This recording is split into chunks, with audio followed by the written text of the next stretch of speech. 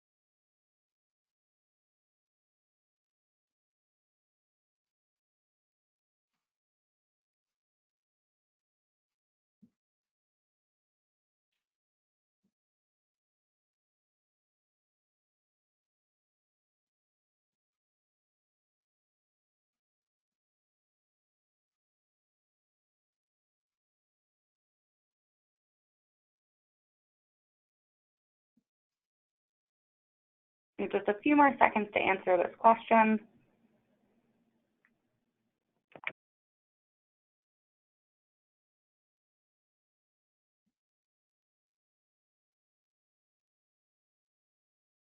And there's our results to understand who our audience is and where they're coming from.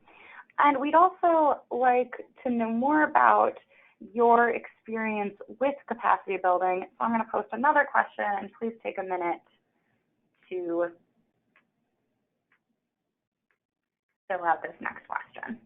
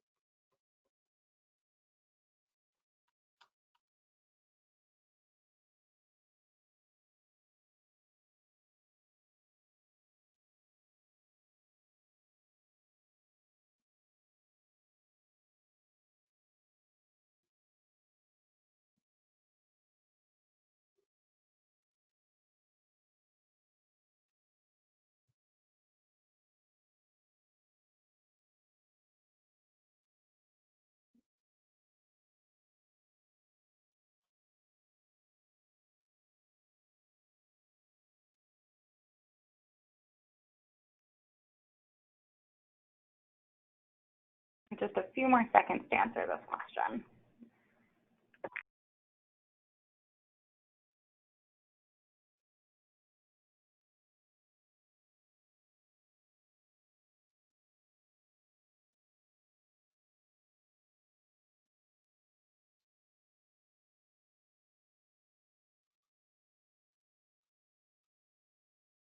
And there are the results of our second poll. And now I'm going to turn it over to Lori from Collaborative Consulting.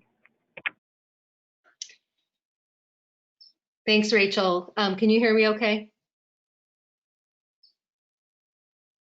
Yes, we can. And are you going to put the slides up? I can't see the slides. And next slide. There we go. Good morning, everyone. This is, or I should say good morning or good afternoon. This is Lori Peterson with Collaborative Consulting. And I just want to start by something I was reading a while ago. The author of How Old Industries Become Young Again, he explains that what most sectors experience as disruption or major transformation is typically not a sudden change from one source, but it's the accumulated impact of a variety of interacting factors.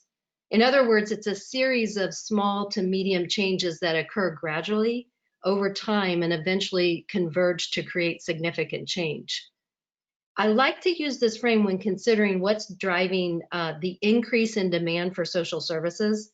For example, the multiple factors that we've highlighted here, needs and desires of the population, favorable and more flexible policies for integrated care delivery, more research and evidence on the effectiveness of social services, new technologies that enhance referral making to social services, and social determinants of health strategies becoming the norm for healthcare organizations. All of these are building momentum towards an increase in demand for social service. If you look at these factors as standalone, they might not look that significant, but if you add all of these changes together, the impact could be quite substantial. Next slide, please. And we can definitely say that the healthcare-oriented publications have done their job in raising awareness of the importance of addressing the social risk factors and health-related social needs by showcasing multiple organizations, projects, partnerships, and investments that are in play to address the challenges and the opportunities. In fact, Sharon and I were talking last week when we were preparing for this webinar. And when we first started to work on the initiative that we're going to be talking about today, going all the way back to 2014, these are headlines that we did not see. Maybe they existed, but they were much more dormant than they are today. Next slide, please.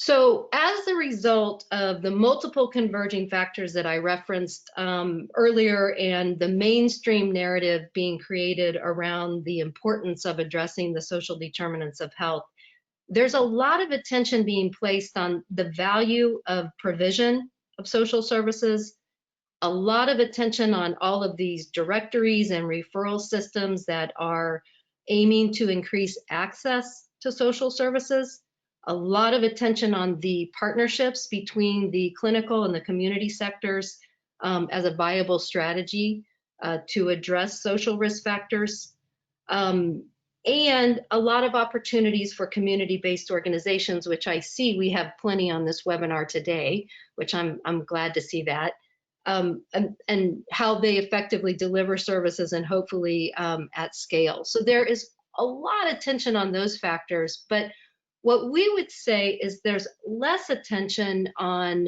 supporting the advancement of CBOs to be viable, sustainable partners to the healthcare sector, making investments in CBO capacity and capability building efforts, and then also in the formalization of those cross-sector partnerships that incorporate CBOs into networks and part of the payment mechanisms.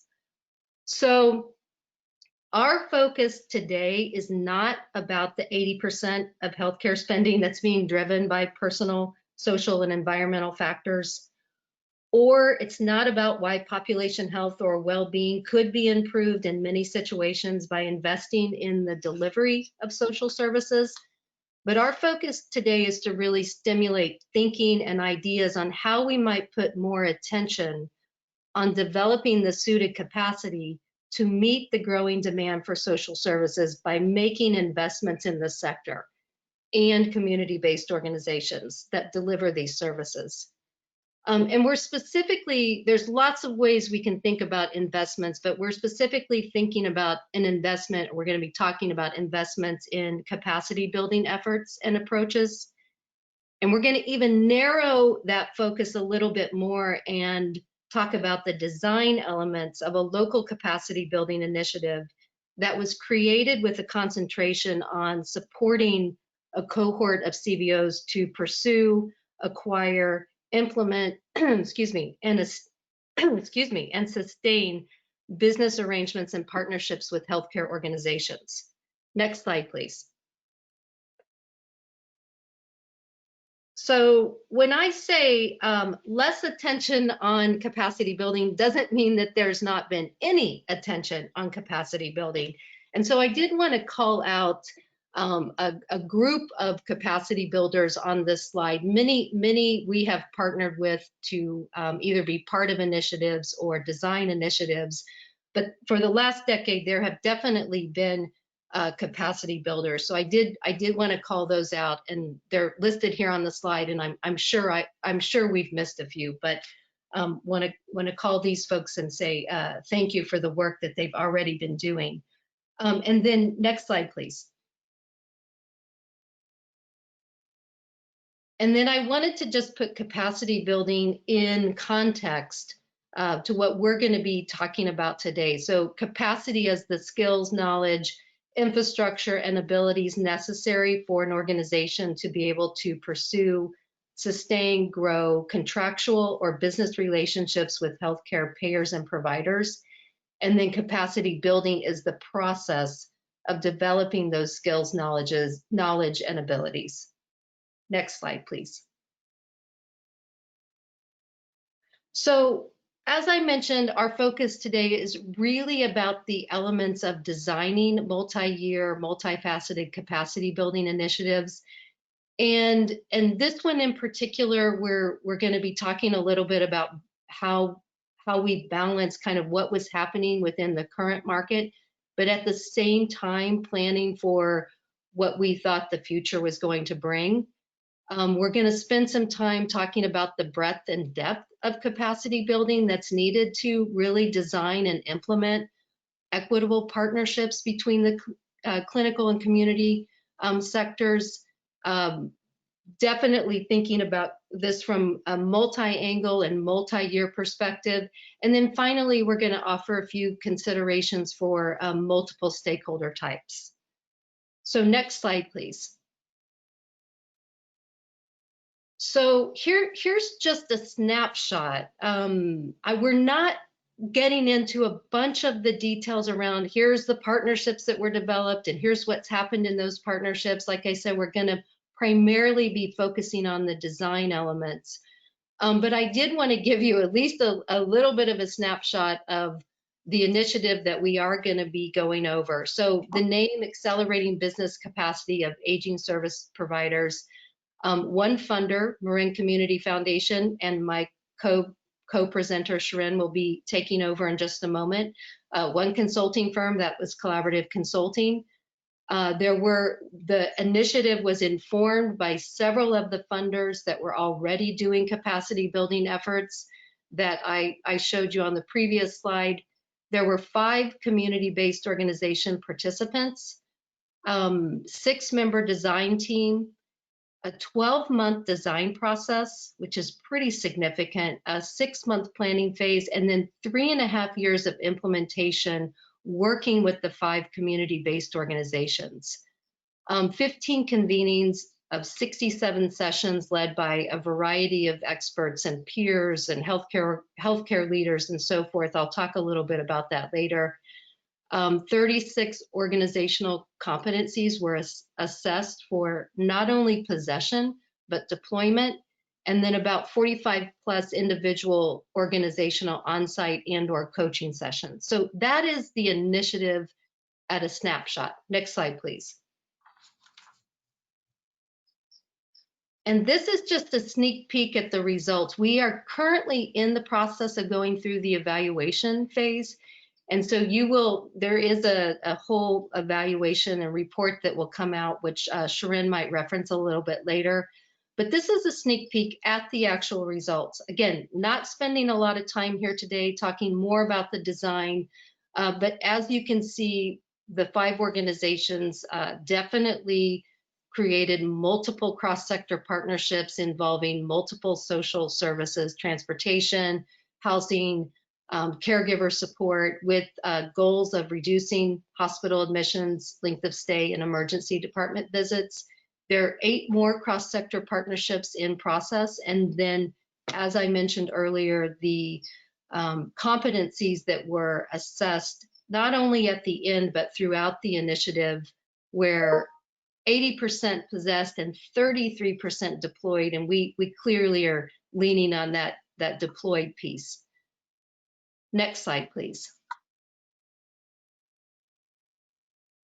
And this is just an impact example, and just give you a moment to take a look at that. So at this point, I'm going to turn it over to Sharon. Sharon, are you there? Yes. Okay, I'm going to pass the baton to you.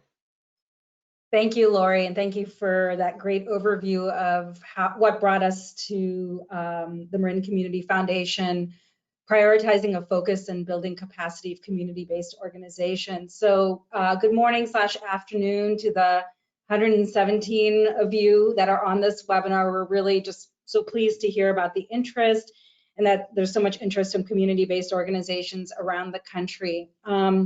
So a little bit about Marin Community Foundation. We are located in the San Francisco Bay Area, and we're a fairly large community-based organization, or community foundation, excuse me, that, unlike many community foundations, has a significant discretionary grant-making portfolio. And so what that means is we're able to make investments in our service area that are really led out of the strategic priorities for the foundation staff and board, responding to community need, rather than what often happens in community foundations, rather, where the strategy is largely driven by the donors who hold funds within the community foundation. So that provides us with a lot of latitude and flexibility and creativity in terms of where we might make investments. And if we could go to the next slide that shows who is MCF, that would be great.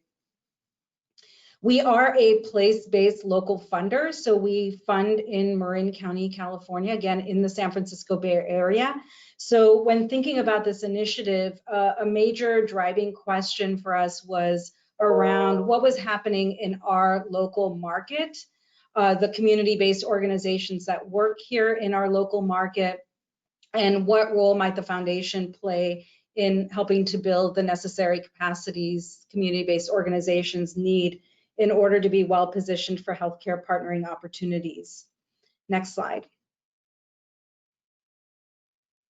The Community Foundation was formed in the mid-'80s, and over our 30-year history, the discretionary grant-making portfolio under the Buck Family Fund has really focused increasingly around the concept of creating equity of opportunity for every Marin resident, with a particular focus on those residents who face the greatest barriers to inequities in the county. And so for Marin, that means low-income children, children of color, low-income older adults. We have a pretty significant immigrant population in the community. And so when thinking about the shifting landscape around healthcare moving outside of the 4 walls, it was with this lens of equity that we began to think about our role in potentially supporting community-based organizations in positioning themselves for these healthcare partnering opportunities that Lori referenced. Next slide, please. So in 2014, the foundation was in the position to revisit our strategic priorities, our investments, and that gave us an opportunity to look externally at what had changed in the environment since we last refreshed our strategy in 2008. And without a doubt, for the health work, the influence of the Affordable Care Act was a significant driver in helping to inform the strategic direction of the foundation's health portfolio. We also were keenly aware that the county's demographics were changing, both in terms of an increasing population of residents of color, which was changing the racial composition of the county, but also the increasing older adult population in Marin. We're one of the oldest counties in the state of California, and by 2030, about 1 in 3 of our residents are expected to be over the age of 60. We also looked at the intersection between the medical and social factors that come into play as people get older. And that when we looked at the community-based organizations that we had been funding for many years, we saw many of them struggling to keep pace with demand, and with very little opportunity to think about how they might innovate or position themselves for opportunities in the future. So with this rationale in mind, we began to think of a capacity building initiative that might be able to respond to these trends in our context. Next slide.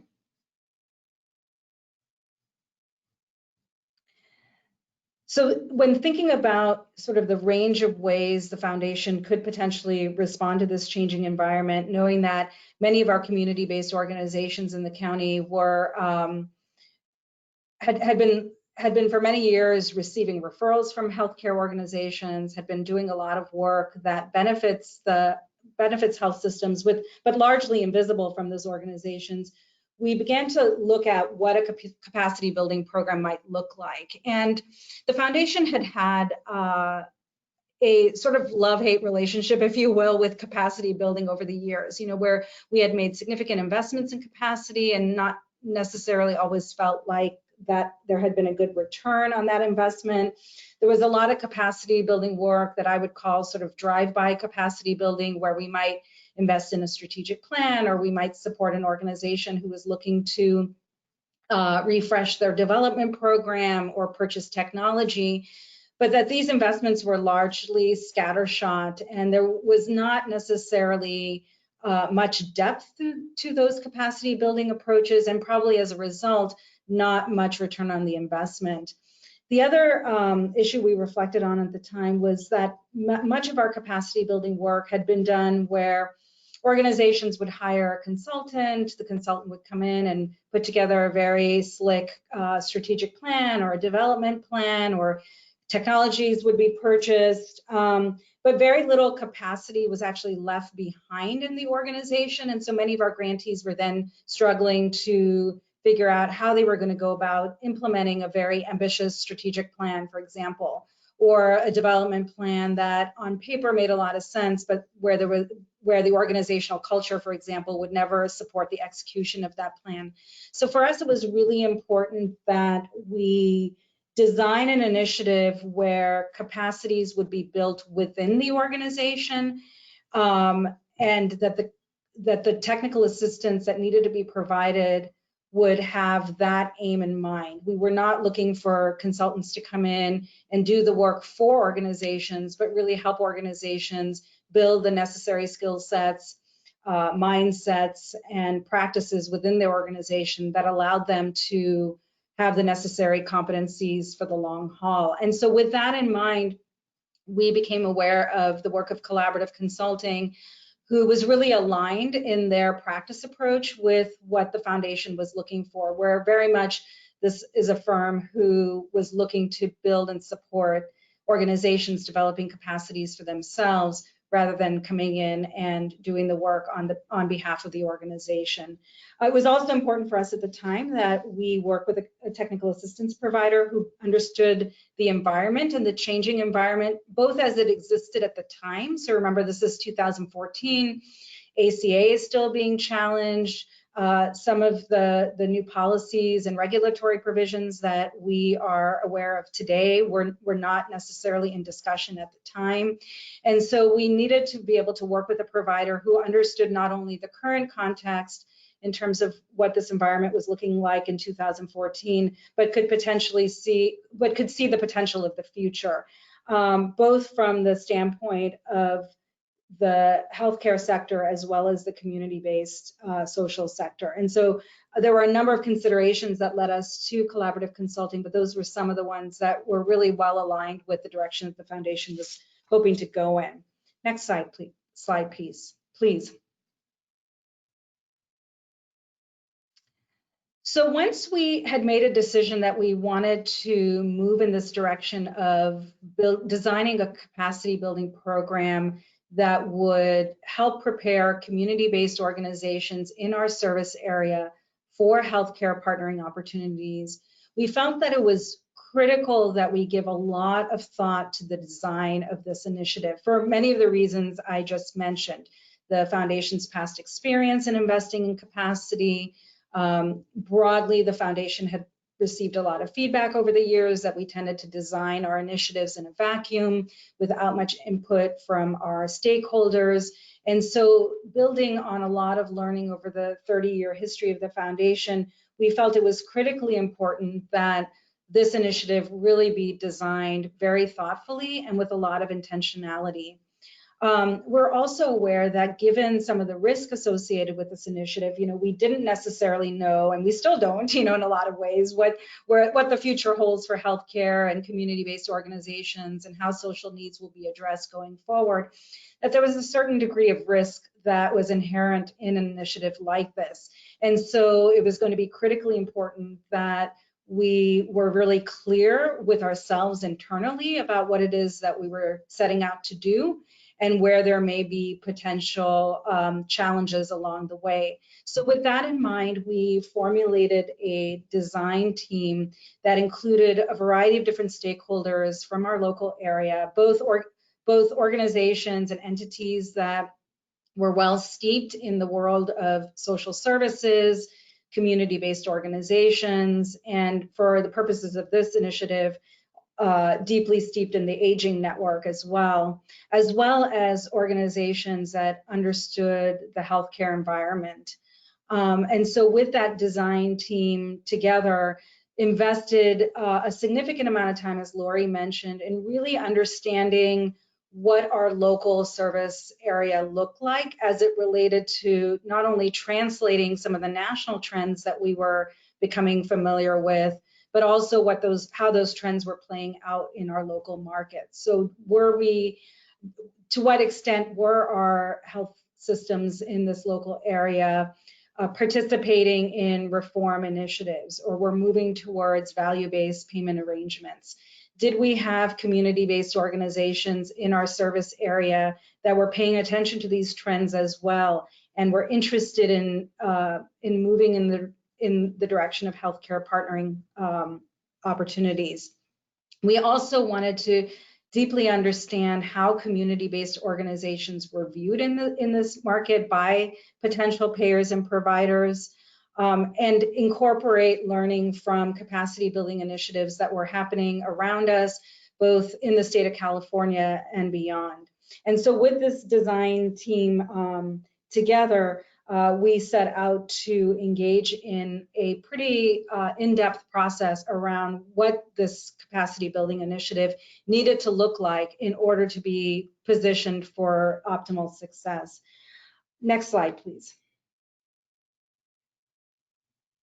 So some of the key learnings through a series of not only design conversations, but an environmental scan that was conducted, revealed that there were some initiatives in Marin that were beginning to look at integration across the care continuum, and that many of our CBOs were starting to think about opportunities to partner with healthcare, but had identified a number of organizational and business acumen barriers that might get in the way of these partnering opportunities.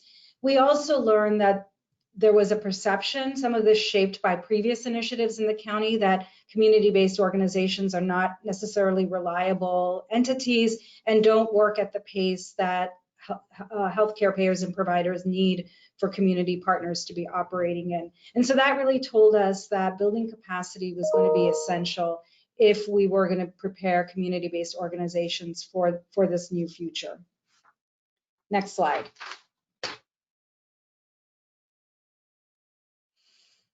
So the title of this webinar is a multifaceted capacity building program, and this slide sort of points to the various considerations that that were shaped in order to arrive at the initiative that we're going to be talking about more today.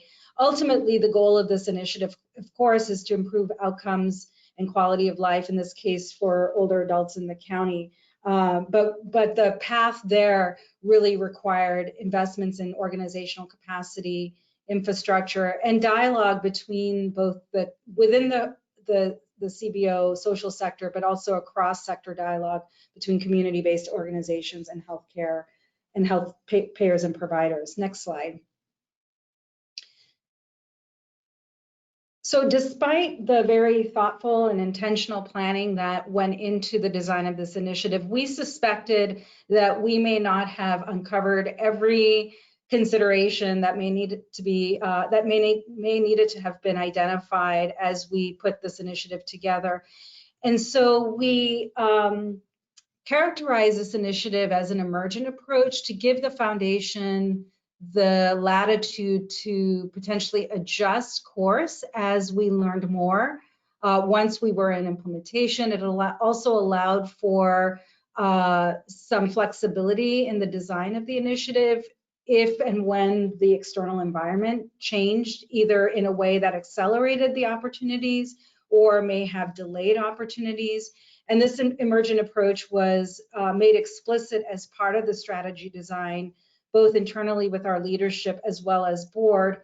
And quite frankly, it was really, this was a critical decision point for us in the design of this initiative, because it allowed us to sort of roll with challenges that emerged over the course of the initiative, both challenges that came up with the CBO partners that we were working with, as well as challenges that emerged, for example, when there was a change in federal administration and we weren't quite sure where CMS was going to be going with some of their value-based payment arrangements. So it gave us the freedom and breathing space to think about how we might adjust if needed, because we identified from the very beginning that we didn't necessarily know everything, how this initiative was going to play out over the 3.5-year period that the initiative was designed to take place over.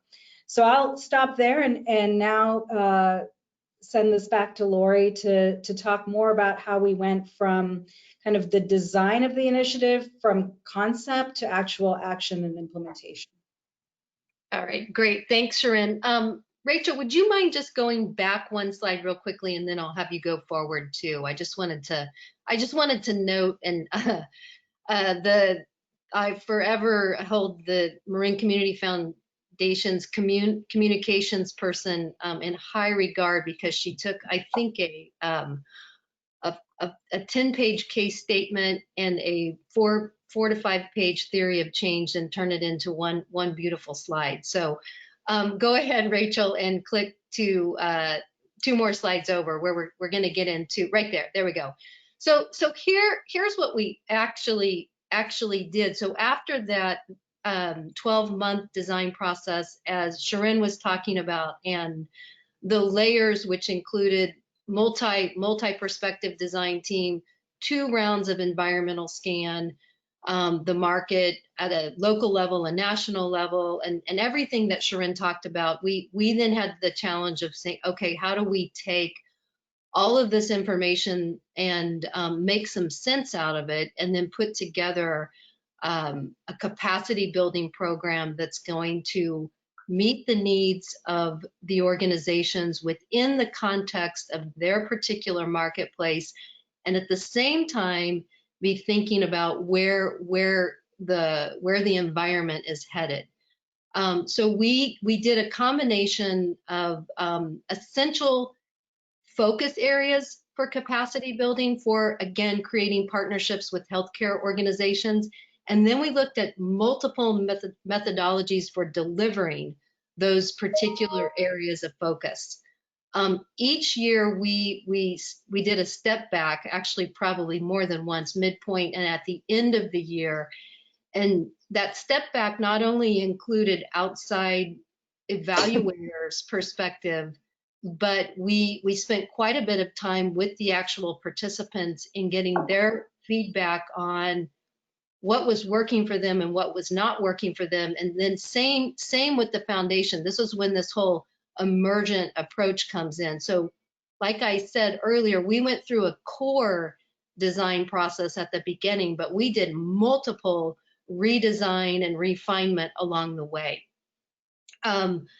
We also were very intentional about anything that we brought to the actual, what we were doing, whether that was technical assistance or convenings, that it wasn't something that the community-based organizations could easily access on the public domain through webinars or other resources. So we very much aim to design sessions and assistance at the level that was very specific to the organizations. So we ended up with, like here on the screen, you can see 67 sessions within 15 convenings that the community-based organization leadership team attended. We brought in a variety of, I would say, kind of experts in both the social and the healthcare field. We learned very quickly that this particular group of organizations responded very well to peer. So we brought in peers, community-based organization peers, as part of the consulting team, especially those that had been doing this work and had some experience to offer. We had a variety of topics, all the way from healthcare market research to financing, to collaboration strategies, to service design, building the business case, pricing strategies, negotiation skills, strategic foresight, and so forth.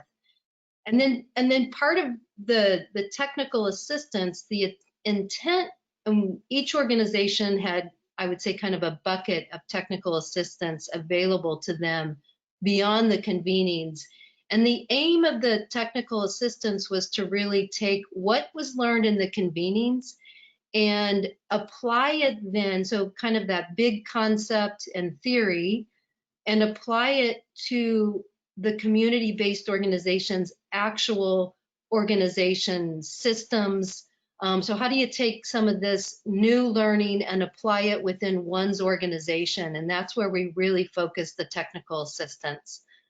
We also offered a variety of support tools listed on here on the slide: market assessment tools, competitor assessment tools, project planning templates, and so on. It was a whole host of tools with the aim that the organizations would use the tools and be able to eventually deploy new processes and new systems within their organization for the long term. Next slide, please. And then here's the few. I'd use 2 slides for this, but the other thing, we brought in quite a bit of experiential opportunities. This is a big thing around adult learning, is to give adults the actual experience. So we brought in, I think, maybe 3, maybe even 4 times, healthcare leaders or potential buyers, and the community organizations were able to test their concepts, get feedback from those entities that would actually be partnering and or purchasing their services. We did a weekly distribution of articles, kind of a curation of content that was sent out. The foundation gave additional infrastructure funding. And then we also had 4 opportunities for the organizations to go through an assessment process at the beginning to establish baseline around where are we actually in this process?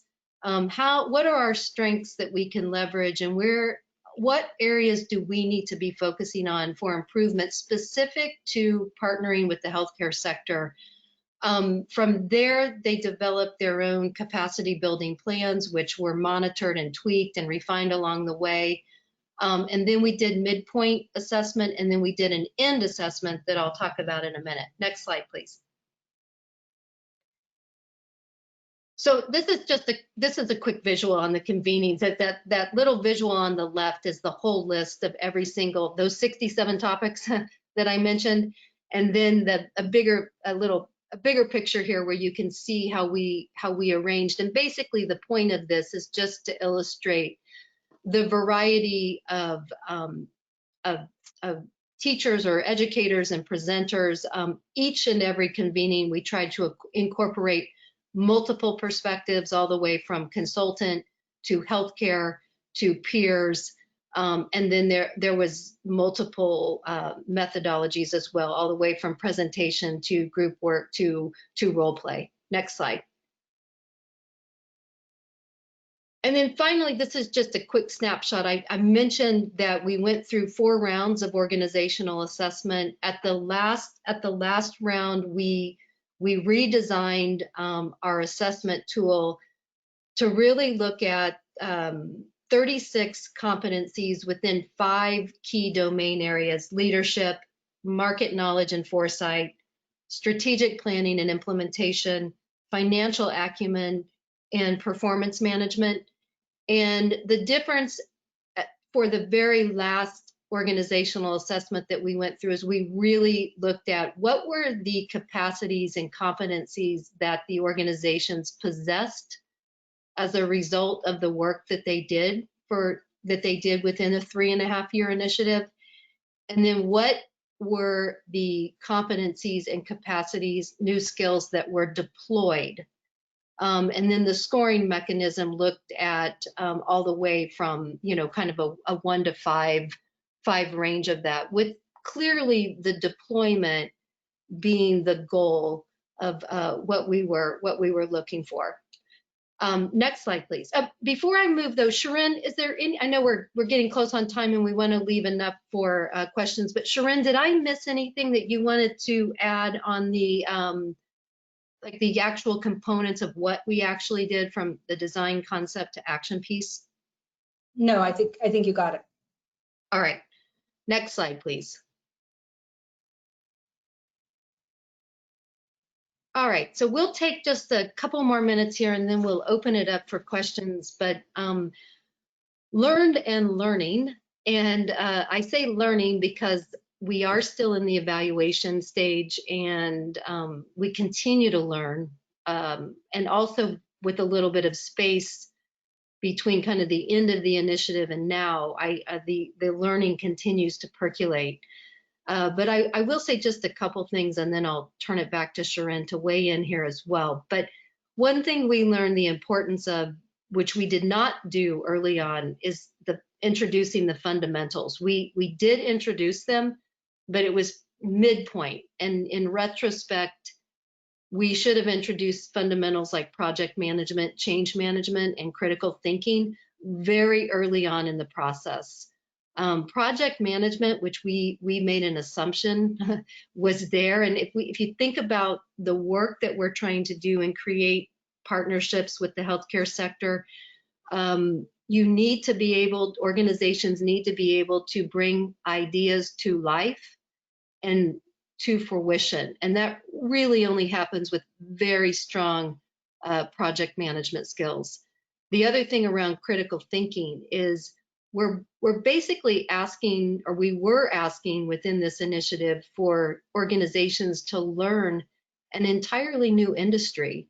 And not only to learn it, but to think about it from an opportunistic point of view, and basically take massive amounts of energy. That took that too, massive amounts of information, and make sense out of it. So critical thinking was one thing we did introduce at the midpoint, but should have introduced it earlier on. Understanding and applying adult learning principles. We learned the importance of this, and that, and probably not to be underestimated, but a couple things here, and that is really making clear around why, what's the point? Why are we providing the information? What's the point of the content? And also making sure that we can incorporate the actual hands-on experience, which is why we ended up weaving in quite a bit of opportunity for the community organizations to concept test with healthcare organizations. The other thing I'll put around kind of the adult learning principles is the timing and the relevance. So we learned when we were doing a lot of the work around financial acumen and building the financial case for investing in social services, that if the community organization was not at that point in time, meaning if they were not sitting at the table negotiating with healthcare organizations, this became less of a priority. And so we really need to make the learning relevant, real time. Peers as part of the consulting team, I already mentioned that. I'll just mention one more and then I'll turn it to Sharon, but recognizing the nuances between capacity building with the aim of acquiring a new client type, healthcare organizations, versus capacity building for doing more of the same. And so really that targeted focus on what as an organization do I need to learn and understand to engage, design and implement and acquire arrangements, partnerships with healthcare organizations. So Sharon, I'll turn it over to you here. Yeah, so just in the interest of time, why don't I go through the other couple of slides and then I'll weave in some additional learning and learned ideas through that. So if we can go to the next slide for the funder considerations. So I know we have some funders on today's webinar, and so I just wanted to take a little bit of time to point out a few things that we thought were really important to us as a funder that may be of value to those of you who are potentially moving in this direction, and also for the CBOs on the webinar who might be in conversations with their funders around the opportunity to invest in this sort of capacity, how conversations with your funder might be informed by some of these considerations. So I would just start by saying that the number one consideration is, like all strategy work, and it's really around intentionality and clarity.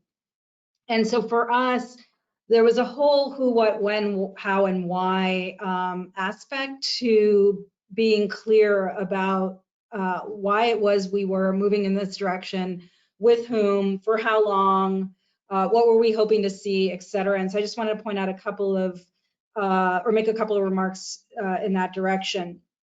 So the first was one I touched on earlier on today's webinar, which was, why do we care if CBOs have the capacity to partner with healthcare or not? And so that was a conversation that we spent a lot of time around, and it really tied back to the foundation's interests and goals around equity, and seeing CBOs not only as the entities that are most likely to have the trusted relationships with the populations that we care about, but also that CBOs are the organizations that have been doing this type of work for a long time, and that as these opportunities shift, and there may be a new role for them to play, especially one that really values their time and expertise, that it would be critically important for us to think about investing in their capacity and positioning these organizations for success. We also talked a little bit about what types of organizations are we interested in investing in capacity with? What is an ideal sort of grantee type? Were we looking to build capacity within individual CBOs or a network? For us, since we are a place-based local funder, the geographic focus was pretty clear, but other funders may want to think about, are you looking to invest in CBOs in a region, at the state level, nationally, et cetera? And so all of those are important conversations to have. We also thought a lot about the capacity that needed to be built on the healthcare side. For us, we've been an investor in the safety net for a long time, primarily in FQHCs and federally qualified health centers. So did we see ourselves building capacity within the healthcare sector? And for the purposes of this initiative at this time, we made a decision not to. And then there was a lot of conversation around, how long what is the time horizon for this work? When do we come in and when do we leave? And in looking at other initiatives that preceded us, many of them were designed, with 1 to 18-month time horizons. We made a decision to invest in an initiative that included a 6-month planning phase and 3 years of implementation. And much of that was informed by what we learned during the environmental scan and what we knew about the organizations within our service area that might be most likely to participate in an initiative like this. We talked a lot about the types of capacity that we were interested in building. Were we looking to build broad capacities in an organization that might be beneficial to healthcare partnering, or did we want to build capacities that were really central and essential to healthcare partnering? The decision we made is that we really wanted to focus on the capacities central to healthcare partnering, knowing that those capacities, if built, could potentially ripple out into the organization more broadly. And we learned that that is in fact what happened. And then a lot of conversation around the how. Were we looking to invest in individual organizations as they came to us? Did we want to put together a cohort, et cetera? And so those are all important considerations as well. Next slide.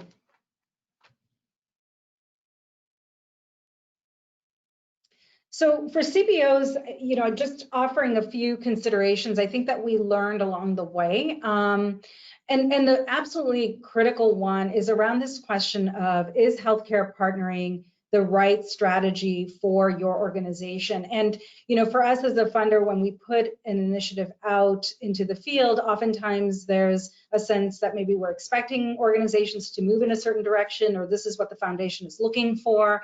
And we really wanted to make clear throughout the initiative, and for any CBO that's looking at potentially moving in this direction, that ultimately this is a strategic decision for the organization, independent of what might be happening externally.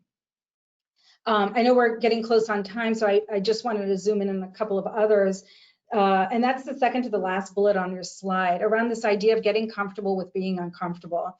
By virtue of the type of work that is required to be able to pursue healthcare partnering opportunities, we worked with very mature organizations that had been in business for 40, 60 years, that had been accustomed to being leaders in their sector, and often the organizations that were most competitive for funding opportunities, that were playing a leadership role in on state and national policy. And this work really takes an organization into a lot of unknown territory where, yes, you are building on skills and experience and competencies that are longstanding in the organization, but there's a lot of learning and new skill that needs to be developed as well. And for many organizations, this was a new frontier, because many well-established mature organizations are accustomed to being more expert and feeling more competent and confident in in language and so forth. So of all the bullets off the slide that I would say are really, really critical considerations, one is around this question of, is this the right strategy for your organization? And two is, this requires a lot of new learning, and there's tremendous discomfort in that, especially for adults who've been professionals and experts in the field for a long time, and that just comes with the territory, and I think is critical for organizations to be comfortable with. Lori, do you want to talk a little bit about the healthcare organization considerations before we wrap up for questions? No, I'll just add on the CBO considerations, and then we can flip to the next slide and close. But I will say, as Sharon said, the answering the question back one slide, Rachel, answering the question around, is this a strategy for our organization? But then if the answer to that is yes, then very much preparing to grapple with decisions and how you allocate resources, time, and energy to get the most out of the capacity building work, and then not to underestimate the desire and determination. It's great to have a strategy. You absolutely have to have a strategy, a rationale for why that strategy makes sense for your organization, but then really the will to do the work required to bring it to fruition. And then last, one more slide, Rachel, and I'll then relinquish our closing. And then as we've started to work with more healthcare organizations, as I mentioned in the beginning, who now are, population health and social determinants of health strategies have become very much the norm. And those that are pursuing those strategies through partnership with community-based organizations are starting to consider capacity building initiatives as well. So I'll just leave a few of those up. And I'm going to relinquish, Rachel, our closing comments to give the last 4 minutes for questions. So I will turn it over to you now.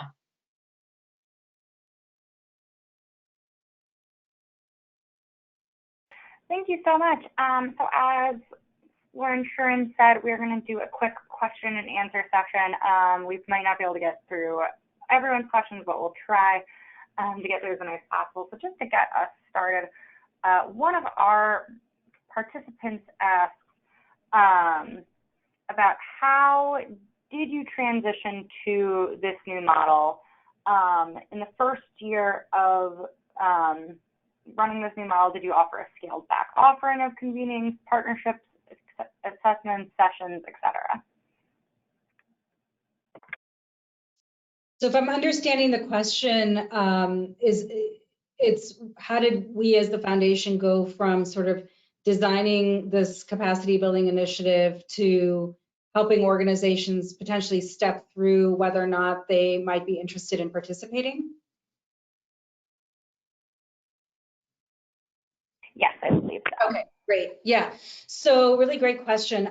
So we did a few things. One is we hosted a launch event and invited all and every community-based organization that was interested in learning more about this initiative, what was happening in the external environment, et cetera. And so that preceded any release of an RFP. And so at that session, we brought in a few community-based organizations that had participated in similar initiatives. We had a payer speak to his perspective in terms of what was happening in the environment and what they as payers were looking for in community-based organizations. And then the foundation had a chance to describe what the initiative was going to entail. So that was the first step. And then from there, we opened up a funding opportunity for a planning phase. And that planning phase was a 6-month phase that included a combination of assessment, organizational assessment, convenings, and other learning opportunities, and small grants for organizations to further explore whether or not this was the right strategic direction for their organization. And so there was no obligation that the organization needed to continue to participate in the initiative beyond the planning phase. And the foundation was also not obligated necessarily to make a long-term investment if it didn't feel like the organization was ready or interested to do the work necessary to partner. And then we had a second cycle where we invited proposals for implementation. So there were a few sort of touch points where organizations had a chance to evaluate whether or not this was an initiative that they wanted to participate in. And it also gave the foundation a chance to evaluate whether or not the particular organization was ready and well poised to do the work necessary to invest in the capacities that we were looking to build.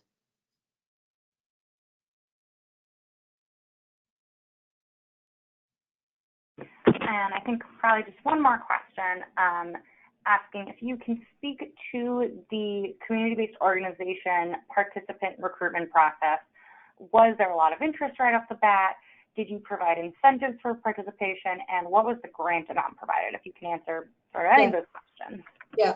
So that launch event had, I think, about 35 to 40 community-based organizations participate. We received 10 requests for the planning phase. We brought in 6 organizations into the planning phase and 5 into implementation. And the planning phase grants were $20,000 per organization. The implementation phase grants were $40,000 per year, so $40,000 for each of the 3 years, plus an additional $50,000 for an infrastructure need that the organization identified. Could be technology, could be any variety of capital projects to redesign space in a way that better accommodates their new models. And then the most significant part of the overall investment in this initiative was in the technical assistance and convening component of the work.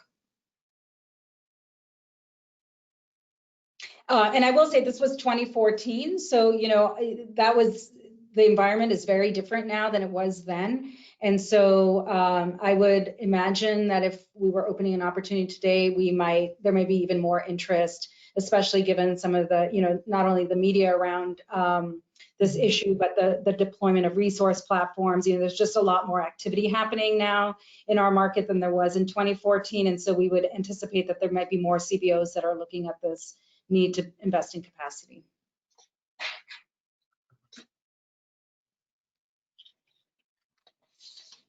Great, so that is all the time we have for questions. We're at 2 o'clock. Thank you so much to our panelists and to all of our participants for joining us today. As a reminder, this session has been recorded and will be available for viewing at rootcausecoalition.org/webinars later this week. Additionally, if you are interested in presenting on a future webinar, you can contact me, Rachel Carlson, at rcarlson@rootcausecoalition.org. Our next webinar will be on March 10th and will feature the Root Cause Coalition's own staff as they discuss our most recent research initiative, the Status of Health Equity Report. Registration for that session will be opening soon. Again, thank you so much to all our attendees, to both of our wonderful presenters. As I said, the session has been recorded and it will be posted online on our website. Thank you so much and have a great rest of your day. Thanks, everyone.